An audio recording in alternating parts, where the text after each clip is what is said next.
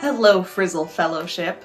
Today I'm going to be reviewing the last 9 books I read, and here is the catch. We are going to be pitting them against each other in 3 rounds, which in each round I'm going to decide of the selection which would I rather reread, rewrite, or recycle. So for round 1, we have 2 books of the 𝐂𝐿𝐄𝐂𝐂𝐏𝐄𝐒 saga.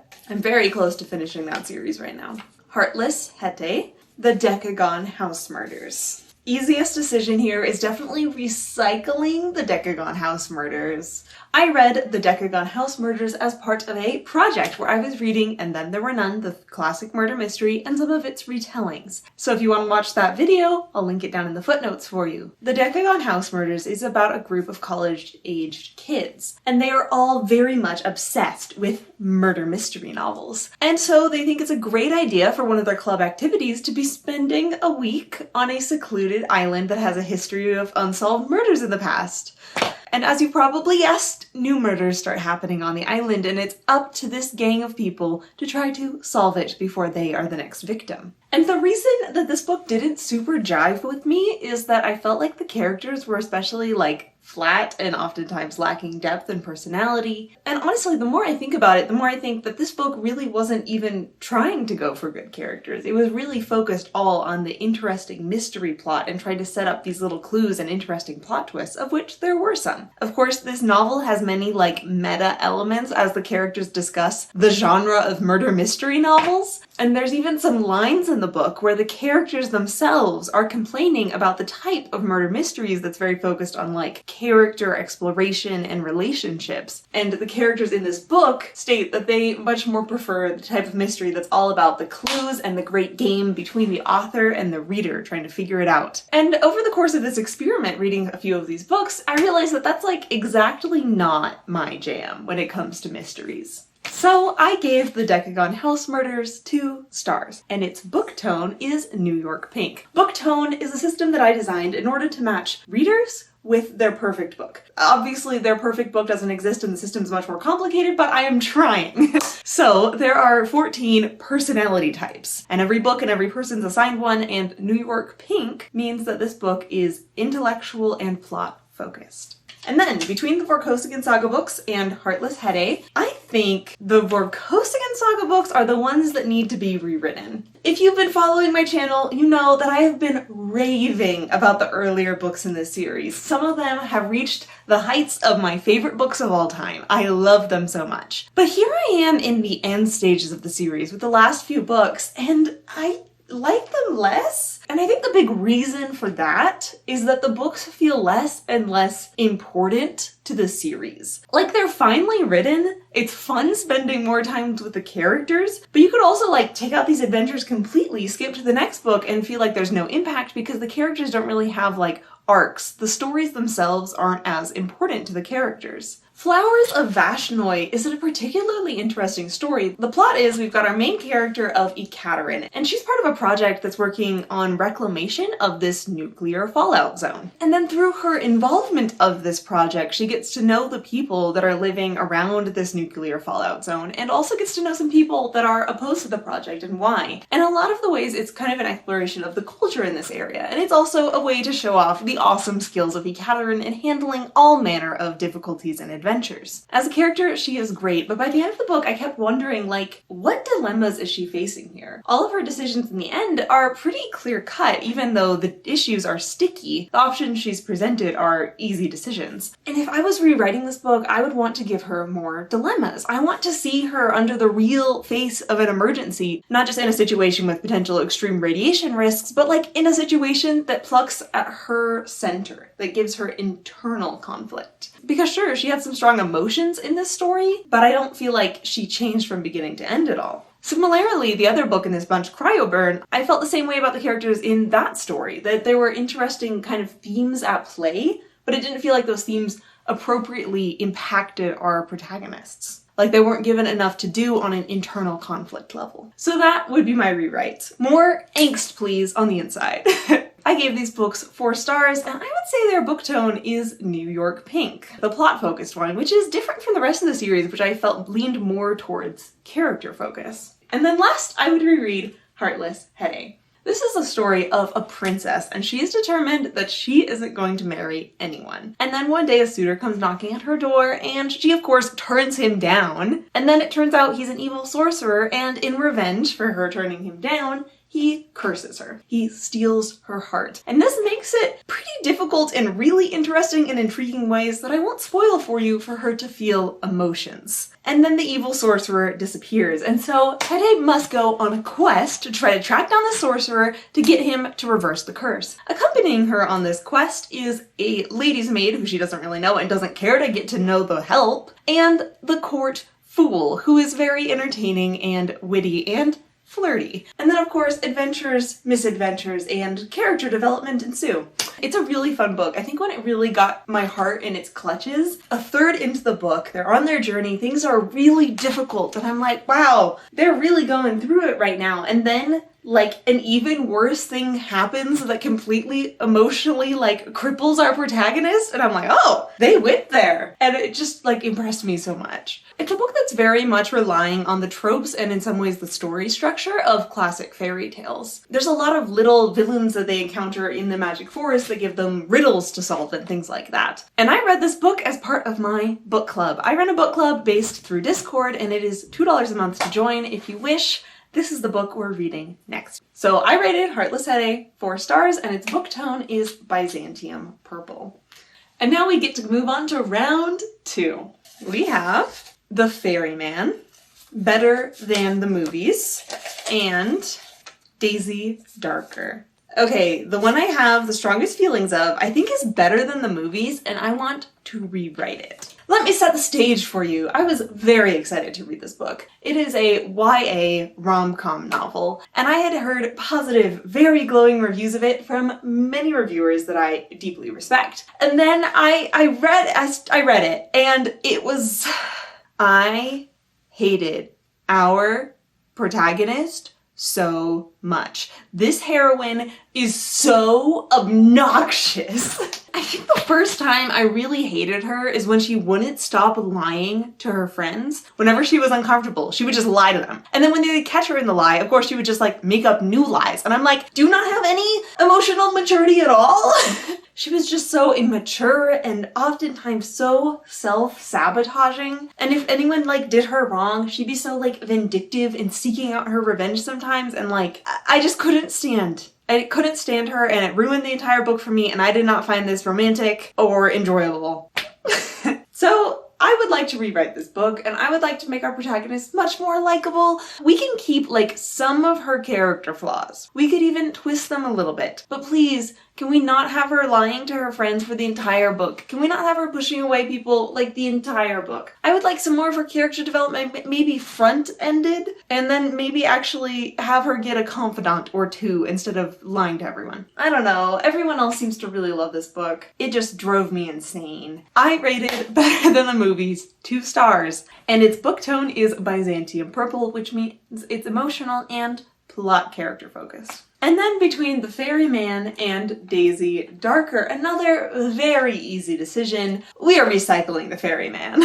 This book, in its like premise and tone, very much reminded me of The Giver. It's got that kind of like dreary dystopian feeling where most of the people in the dystopia think that it's a utopia, and our protagonist is like slowly uncovering the truth of the deep evil underbelly of this society that they live in. And much like The Giver, which I read when I was young, I didn't really like this book. I felt like it was really boring and slow and depressing. This book takes place in a society where, when you have grown old, they take you away to a mysterious other island where you are reset to a young person with no memories and then brought back to be raised by a new family. So there's no death and no children. And our protagonist Proctor is one of the people who helps escort the elderly away, one of the ferrymen who takes them to the other island. And I think this book is like too long and pretty boring, and it got pretty boring after a while, seeing our protagonist like not make steps towards actually finding things out and just kind of wallow. And then all the side characters, it got pretty annoying, seeing that they just kind of became like satellites to our protagonist and not like with their own feeling of 3D-ness. Particularly the woman characters, which quickly just kind of felt like nags and people that were overly obsessed with fashion, which, to be fair, is a lot of the people in this universe. It's a very vapid society. People who like this book tend to talk about how awesome its plot twists are, and there are some interesting reveals and plot twists, but like, meh. I was really bored during this book, and I gave it 2 stars. And its book tone is chiffon yellow, which means it's intellectual and atmosphere focused. Very much focused on like the puzzle of the setting and the themes more than the characters or the plot, you know? And then saving the best for last, we are going to reread Daisy Darker.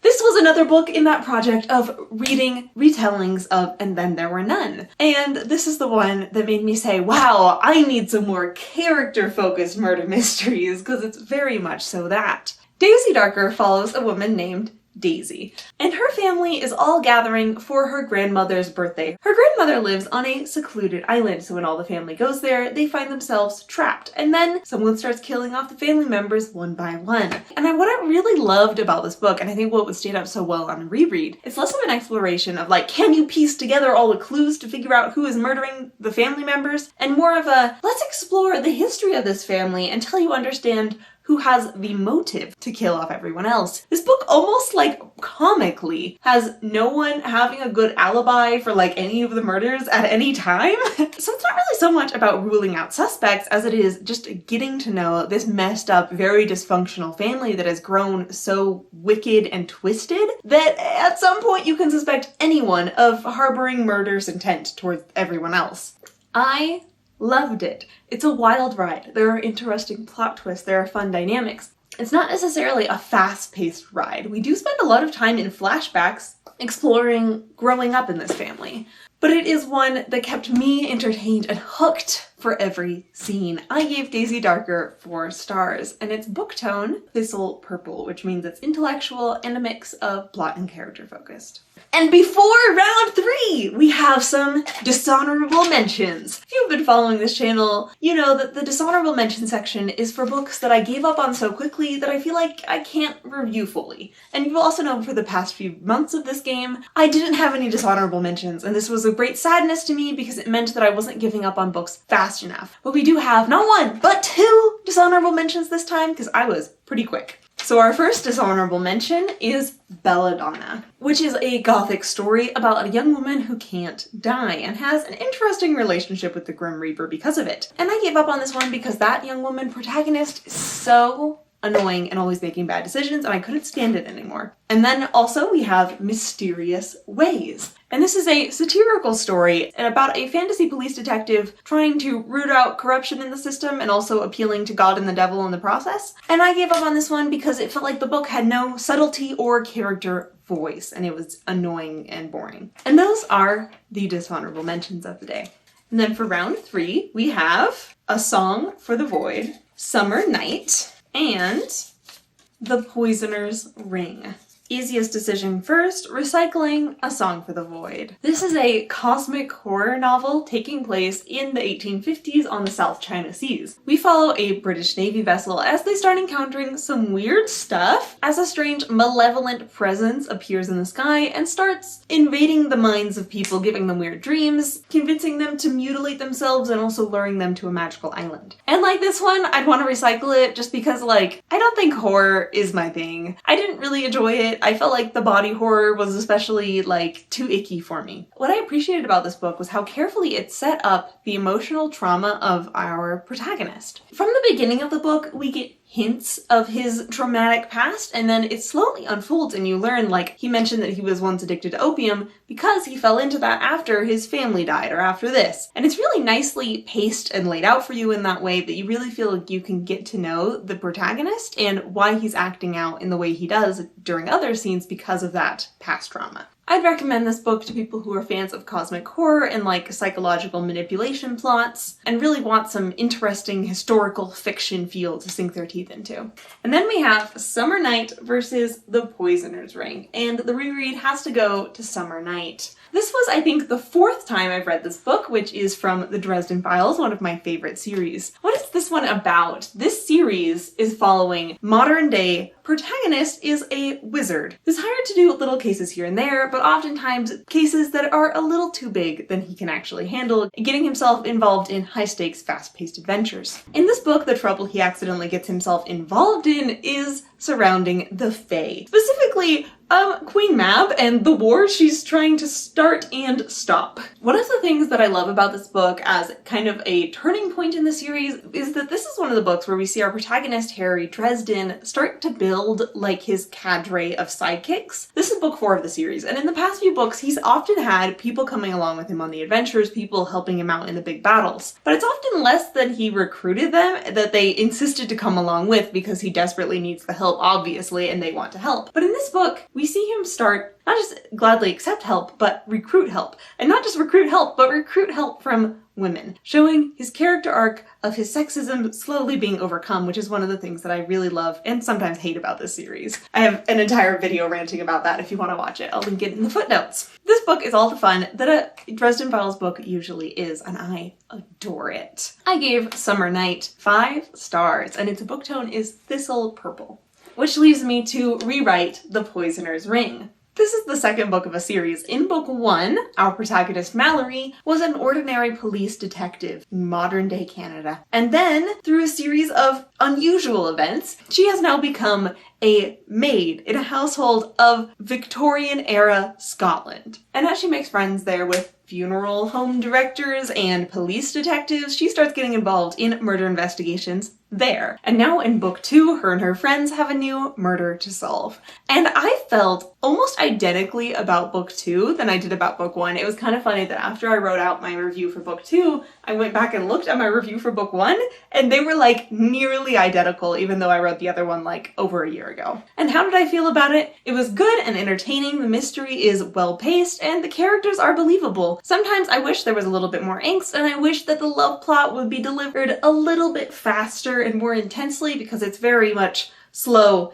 and in the background. But that isn't the thing that I would rewrite about this book. What I would want to change about this book is some of the political activism moments. And this book has several points to make about sexism and racism in Victorian-era Scotland. And I agree with all of the points, but the way that these points were delivered felt like really heavy-handed pretty much every time. Like there would be a thing that would happen that was, you know, sexist or racist. And then we'd have several characters tell us how sexist and racist it was and how we should really change the system. And I'm like, yeah, but also, how did you guys get up on all those soapboxes so fast? And it felt so jarring, especially because so many parts of this book is going hard into the historical accuracy. You can tell that the author is really kind of taking pains to try to be as accurate as she can. And I don't know how accurate it would be for all of these Victorian era people to be so good at expressing these very modern ways of expressing these ideas. Like, you think that there'd be at least a little bit of internal pushback and conflict inside themselves from the cultural brainwashing that they've grown up with? No? Apparently everyone is just perfectly progressive in this book. Anyway, it just kind of irked me. I felt like if this book really did want to make those points, it could have made them better by making them more subtle, you know? Because as it was, it just kind of got annoying. I gave The Poisoner's Ring 4 stars. Its book tone is Gainsborough Grey, which means it's intellectual and a mix of plot, atmosphere, and character focus right there in the middle. And those are the last 9 books I read. Again, if you want to join us for the next month's book club, here's the book we're reading, and you can find the sign up link down in the footnotes. Thanks for watching!